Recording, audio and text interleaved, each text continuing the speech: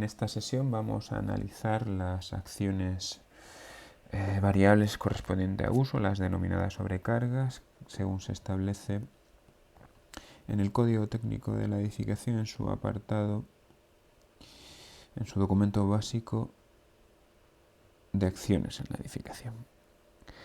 Las acciones variables son fundamentalmente las que generan las sobrecargas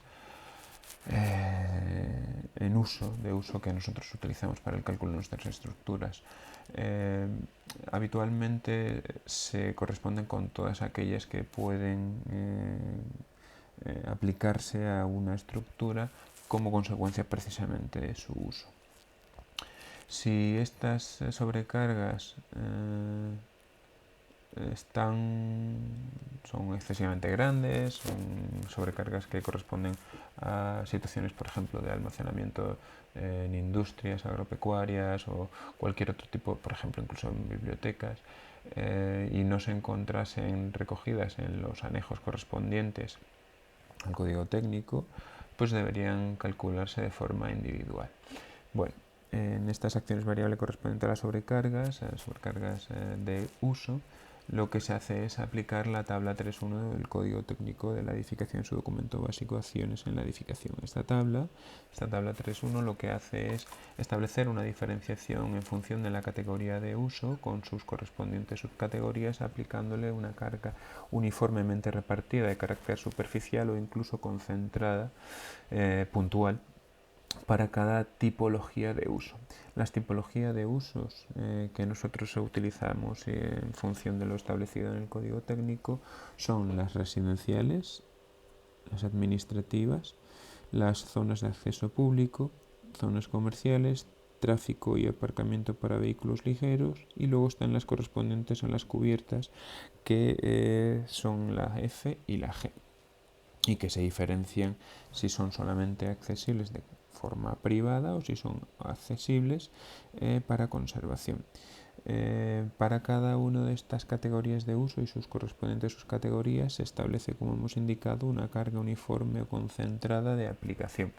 No son las únicas sobrecargas de uso que se tienen que aplicar. En el propio código técnico también se establecen una serie de apreciaciones en este mismo apartado, en el apartado 3.1.1, en el que se establecen los valores de las sobrecargas y que es necesario que se apliquen, como por ejemplo las situaciones que se dan en elementos volados en cuyo borde es necesario que se aplique una carga lineal de 2 kN por metro, que también se establece dentro del código técnico, ¿no? Estas son las sobrecargas más habituales de uso y que son las que nosotros normalmente aplicaremos en nuestros proyectos. Con estas cargas variables, lo único que tenemos que hacer es determinar el valor de dicha carga variable para una superficie en la que nosotros vayamos a hacer el cálculo. Vamos a suponer que tenemos un forjado conformado por vigas y pilares, nos da igual el material en principio, y el uso que se va a desarrollar en este forjado pues es el de almacenamiento de, por ejemplo, una cosecha de trigo. Claro, eso obliga a que cuando este forjado esté soportando dicha cosecha, hay sobre la misma una carga superficial que tendrá un valor, pues el que sea. Pues vamos a suponer, por ejemplo, que esa carga superficial, que no viene definida directamente dentro de la tabla, obtenemos el peso específico del grano y lo aplicamos para la superficie y nos da pues una carga uniforme de 5 kN por metro cuadrado.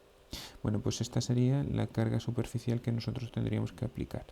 Hay que hacer una diferenciación a la hora de aplicar dicha carga superficial sobre este forjado, porque evidentemente tenemos que ver si es favorable o desfavorable, en este caso parece obvio que sería desfavorable, y si estamos haciendo el cálculo en estado límite de servicio, estado límite último o en situación de rotura en función de la estructura que vayamos a utilizar.